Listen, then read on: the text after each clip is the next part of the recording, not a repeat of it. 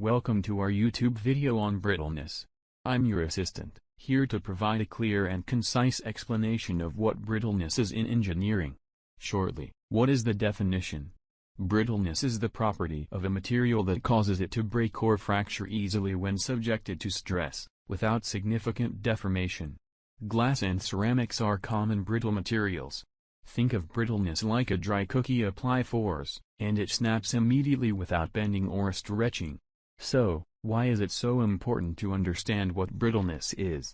Because it helps engineers predict how materials will behave under stress, avoid unexpected failures, and select appropriate materials for applications that require safety, durability, and reliability. Thank you for watching. Stay tuned for more insightful videos.